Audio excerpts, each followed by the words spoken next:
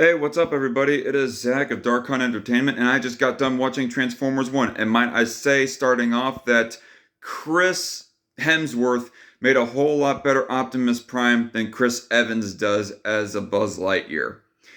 He honestly was not as bad as some people might have thought he would have been. Would have been best that Peter Cullen did come to reprise the role of Optimus Prime. Maybe, but considering, in my opinion at least, I think that considering that this is kind of an origin story of when that Optimus Prime, or Orion Pax, I guess is his name for the start of the movie, considering it's an origin story and so therefore it takes place when he, and Megatron too for that matter, are younger, I can definitely understand the change. And in a way, you could almost see this movie as a bit of an audition for the role of Optimus Prime as soon as Peter Cullen is to pass away. Like, who will take up the mantle of the voice of one of the most iconic characters in all of Hollywood history, that being Optimus Prime? Well, here we now have Chris Hemsworth resume right here, as far as he goes. So who else could we see taking the part? But anyway, so yeah, the movie was good, although I do have some problems with it. Like, I don't think there was one single time that I actually liked freaking. Well, actually, there is one part, actually. Keegan Michael Key as Bumblebee. Essentially, I mean, they don't call him Bumblebee in this movie, which I guess is understandable because on Cybertron there is no such things as bumblebees, so therefore he's just referred to as Bee throughout most of the movie. And really, there was, aside from one brief moment, there was not one time that I found him likable or funny throughout the entirety of this movie. His whole gig of, or you can call me Badassatron. It's like, shut the fuck up, dude. I'm tired and sick of it already. Just, he would not shut up. And this isn't like Deadpool kind of not shut up, where that, yeah, ultimately he's annoying, but at least there's some wit to him. With this interpretation of Bumblebee, there was zero wit to him. Now that I think about it, I think there might be a good reason as to why that Michael Bay and the directors for the Bumblebee movie and the Rise of the Beast movie had, well, that character silent. Because if he talks too much, and it just turns out into a Keegan Michael Key like impersonation. Like, honestly, when I just got hearing the role right here, I could not hear anything but just Keegan Michael Key. I mean, I think it's almost getting to a point of where that Keegan Michael Key might be one of those one-note actors in Hollywood. I mean, sorry, no offense to the guy, but aside from him playing the part as the substitute teacher in the substitute teacher skit that he did with Jordan Peele, Keegan Michael Key is just always Keegan Michael Key, as far as I'm concerned, with what all that he's played as. But there's a couple other things I had problems with. I had a bit of a problem with how that they made Shockwave into a bit of a bitch, especially towards the middle-ish part of the movie, going into the third act of when that they're about to assault the capital of Cybertron so as to face off the bad guys. He kind of gets punked around a little bit too easily by Alita intimidating him. And also Alita herself. You might have thought that this female Autobot that they have in the movie was RC, but really, it's not RC. Not at no point did they refer to her as RC or even imply that she's RC. I even saw like a couple of clips of where that there was an actual RC looking Autobot amongst the miners. So yeah, it's not RC. It's just a new Autobot named Alita, which that idea was fine. I actually like the idea that they're like introducing a new Autobot, or maybe she's like a what's the word I'm looking for? A rather niche character in the Transformers franchise, and so they just brought her forth as one of the main characters in this iteration of Transformers. But still, she was like, her arrogance was rather grating at quite a few times. Aside from those cons, I have a lot of good things to say about this movie.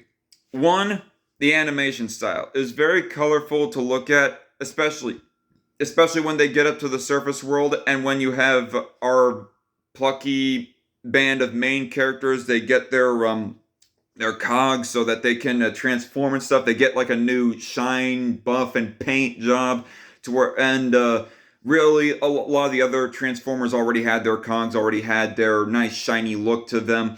It's just overall a great animation style for the movie, ultimately. And it was very grand, a very grand sense of scale with the way that they portrayed Cybertron in this movie. From the Undercity, that being dang it, I can't even remember what the capital city's name was again. Hold on a second. Was it Aleon? I can't remember. I honestly can't remember. You know what? Never mind. That's irrelevant. The Undercity to the surface, to the designs of the characters.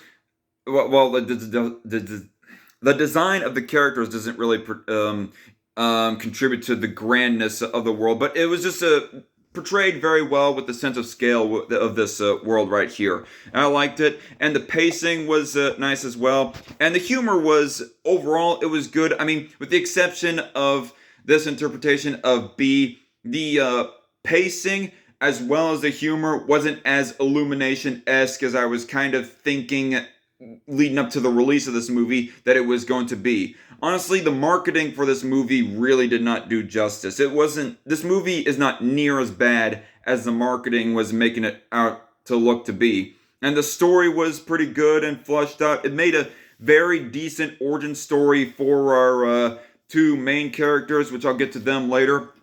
I like their interpretation of Starscream, honestly. Like, he's definitely not as pathetically portrayed in the Bayformers iteration of the Transformers world. And he even has like a little bit of a fight against Megatron, and he's not as pathetic about it, at least in this one fight anyways. It's rather interesting to see, but not completely out of character. I guess they imply, like, towards the ending parts of the movie that he would become a weasel, that Megatron would just basically rip the spine out of him, metaphorically speaking. Not to mention Sentinel Prime. Sentinel Prime was very convincing as this very Weasley, wicked, and deceptive politician figure type of character in this movie. And you just really want to like strangle him and ultimately you kind of sympathize with Megatron when he executes him. I mean, so I guess this is like spoilers right here. I should probably have put the disclaimer before that this is gonna have spoilers. I mean, obviously people would know that Megatron and Optimus Prime, that they weren't going to die, but as far as Sentinel Prime dying, people did not know that as much. But ultimately, he does get killed off by Megatron. And ultimately, because of the way that they portrayed Sentinel Prime, you really are understanding of Megatron wanting to execute him. And Arachnid was also pretty well portrayed as well. My only understanding of the character of Arachnid is in the Transformers Prime series from the early 2010s, and pretty well in line with how that they portrayed her there. So she's cool. She's a pretty worthy foe for our main characters and all that stuff. Probably the best character in the whole movie would have to be Megatron, ultimately. I mean, Optimus Prime has his own good arc of his own when he goes from being Orion Pax, this very mouthy punk, screw-up kind of a character, to ultimately, especially after Megatron like tries to kill him off, becomes this more reserved and mature, and ultimately wise Optimus Prime that we all know and love throughout the history of the Transformers franchise. But Megatron, ultimately, very convincing origin story for him. And might I say that Henry, I remember that his last name is Henry. I'm just kidding.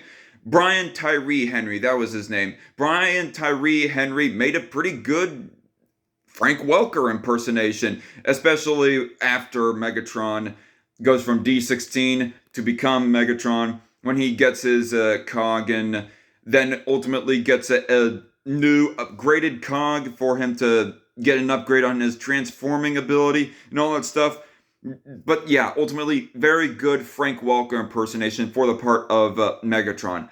I am ultimately convinced that he makes a pretty fitting Megatron, especially after the arc is went over to have his villainy come more on display, his ruthlessness, and ultimately the just steel spine that he has standing up to Sentinel Prime when ultimately Sentinel Prime has him at gunpoint. He doesn't. He refuses to kneel to him. He stands up to him, and he's kind of a tough badass in this interpretation. Pretty on point, I say. So, 8 out of 10. Fun movie. Oh, and the action. I almost forgot. The action was pretty good too, especially the end fight scene between Optimus Prime and Megatron. Like, that had some very. Like, there was this one point of where the Optimus Prime just practically clotheslines up Megatron, and I was like, ooh, that's gotta hurt. It's like very fun and cathartic to watch that fight scene was. But yeah, I'm gonna leave it right there now. 8 out of 10. The marketing did not do justice to this movie, and I feel bad that it's probably not going to make back its money because it's kind of slowing down in its gain of box office, and it turns out that the budget might have been higher than what initial reports gave about how expensive the movie was. So yeah, but if you are able to see it in theaters yourself before they close out, before they take Transformers 1 out of theaters, I would recommend going and giving it a watch. It's well worth it. Anyway, see y'all later. Have a good day and God bless.